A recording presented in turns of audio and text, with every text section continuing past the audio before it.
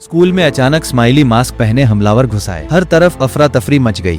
दो छात्र जान बचाकर बाहर की ओर भागे, लेकिन जैसे ही वे एक मोड़ पर पहुंचे, सामने दो और हमलावर खड़े थे। उनमें से एक ने लड़के को जोर से धक्का दिया और लड़की को कंधे पर उठाकर ले जाने लगा। लड़की ने पूरी ताकत से दीवार का सहारा लेकर खुद को छुड़ाने की कोशिश की, लेकिन उसकी हर कोशिश बेकार साबित हुई।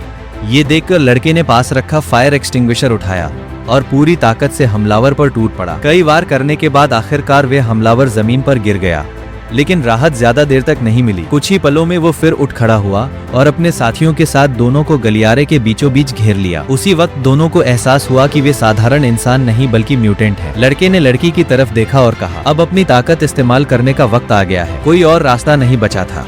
लड़के का पूरा शरीर ऊर्जा से चमकने लगा।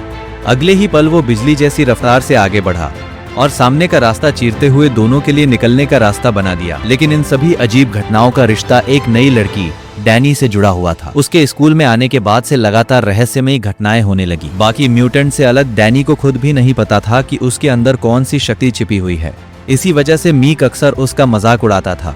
एक दिन क्लास के बाद मीक ने उसके साथ शरारत की। उसने डैनी से कहा कि अगर अभी स्कूल से नहीं भागी तो फिर कभी बाहर नहीं निकल पाएगी। उसकी बात पर यकीन करके डैनी खुले हुए गेट की तरफ दौड़ पड़ी, लेकिन कुछ ही दूर जाकर वो एक अदृश्य दीवार से टकरा गई। तभी उसे पता चला कि स्कूल के चारों ओर प्रिंसिपल ने अपनी शक्ति से एक सुरक्षा घेरा बना रखा है, जिसे कोई भी पार नहीं कर सकता। अपने साथ हुए मजाक का एहसास होते ही डैनी गुस्से से भर गई और मीक को सबक सिखाना चाहती थी, लेकिन बेबसी में वो वहीं घुटनों के बल बैठ गई और अपना गुस्सा निकालने लगी। वापस लौटते समय उसकी मुलाकात कैननबॉल से हुई। वो अपनी ताकत पर काबू नहीं रख पाता था, इसलिए रोज खुद को एक बड़े पत्थर से बांधकर अपनी उड़ने की शक्ति की प्रैक्टिस करता था। धीरे धीरे रात हो गई।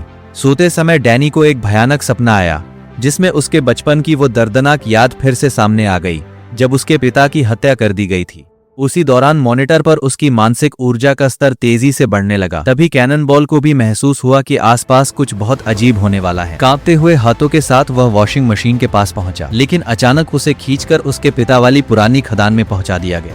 वहां उसने देखा कि उसके पिता की आंखों से खून के आंसू बह रहे थे।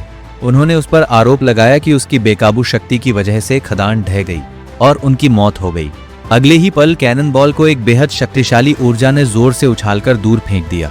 अगली सुबह डैनी और उसके बीच फिर से बहस शुरू हो गई। बहस धीरे धीरे लड़ाई में बदल गई और तभी डैनी ने अपने सिर से वार करके उसे ऐसा झटका दिया कि वह बुरी तरह लड़खड़ा गया। ये देखकर कैननबॉल गुस्से से भर गया। उसने तुरंत अपनी मैकेनिकल आर्म और ऊर्जा वाली तलवार निकाल ली। वह हमला करने ही वाला था कि तभी वहां पहुंचे प्रिंसिपल ने समय रहते उसे रोक लिया। इसके बाद दोनों को सजा के तौर पर एक साथ बंद कर दिया गया। लेकिन उस बंद कमरे की घुटन भरी शांति ने धीरे धीरे डैनी के अंदर छिपे डर और पुराने जख्मों को फिर से जगा दिया। साथ ही उसकी रहस्यमयी शक्तियां भी धीरे धीरे जागने लगीं।